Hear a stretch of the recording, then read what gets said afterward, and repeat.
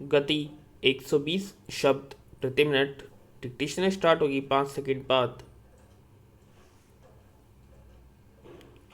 Start. महोदय, यह बड़े गौरव और प्रसन्नता की बात है कि हिंदुस्तान में 10वां विश्व हिंदी सम्मेलन का आयोजन किया गया था, जिसमें लगभग 40 देशों के प्रतिनिधियों ने हिस्सा लिया था।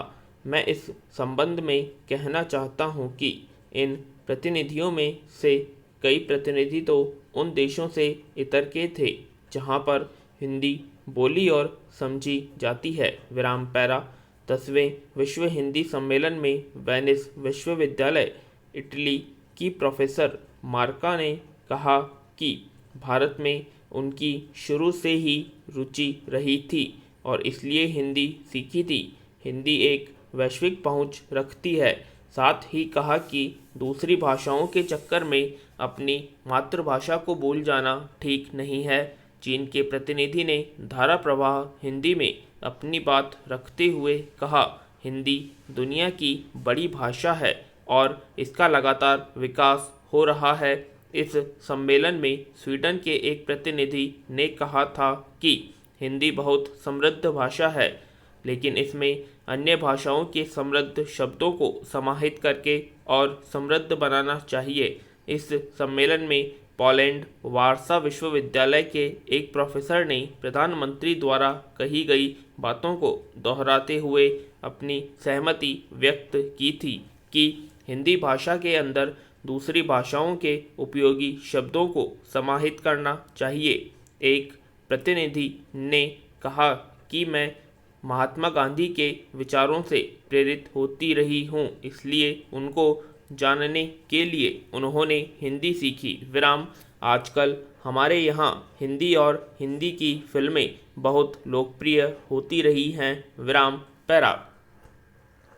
विश्व हिंदी सम्मेलन में विदेश नीति विषय पर समानांतर सत्र का आयोजन किया गया था, जिसमें विशेषज्ञों द्वारा जोर देते हुए कहा कि विदेश नीति में इसका अधिक से अधिक प्रयोग किया जाना चाहिए। विराम। एक वरिष्ठ पत्रकार ने प्रशंसा करते हुए कहा था कि विदेश मंत्रालय में बीते एक वर्ष से हिंदी का प्रयोग काफ़ी बढ़ रहा है। अब विदेश मंत्रालय में मौलिक हिंदी का लेखन होने लगा है। उन्होंने विदेश मंत्रालय की वेबसाइट पर मौलिक हिंदी लेखन और बढ़ाने की आवश्यकता जताई और क्षेत्रीय भाषाओं में भी जानकारी उपलब्ध करवाने का सुझाव दिया। उन्होंने यह भी कहा कि प्रधानमंत्री और विदेश मंत्री हिंदी में बोल रहे हैं, लेकिन विदेश मंत्रालय के अधिकारी आज भी अंग्रेजी ज़्यादा बोलते हैं। विराम पैरा। अध्यक्ष महोदय, मैं सिंचाई विभाग से संबंधित प्रश्न उठाना चाहता हूं। महोदय, मेरा यह पहला प्रश्न है कि मेरे विधानसभा विकास खंड के अंतर्गत 2 स्टाम्प डैम कई वर्ष पहले बनाए गए थे।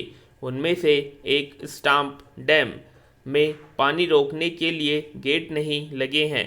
गेट के अभाव में पानी एकत्र नहीं हो पा रहा है।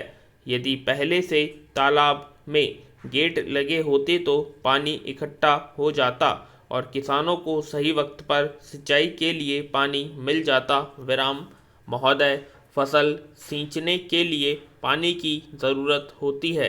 पानी नहीं मिलने के कारण उपज अच्छी नहीं हो पा रही है और किसानों को प्रकृति पर निर्भर रहना पड़ता है। अतः मेरा अनुरोध है कि स्टॉप डैम बनाते समय ही गेट लगा दिए जाएं, तो किसानों को इस समस्या से निजात मिल जाती और किसानों को इस समस्या का सामना नहीं करना पड़ेगा। विराम।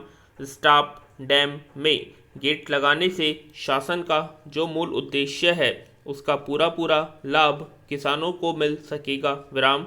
उद्देश्य की भावना के अनुसार काम न होने से किसानों को लाभ नहीं मिल रहा है। विराम पैरा। मेरे यहाँ एक और बड़ा तालाब है जो बन चुका है। साल भर से निर्माण कार्य बंद पड़ा हुआ है। जो 80% कार्य साल भर पहले हो चुका था वह बेकार हो रहा है।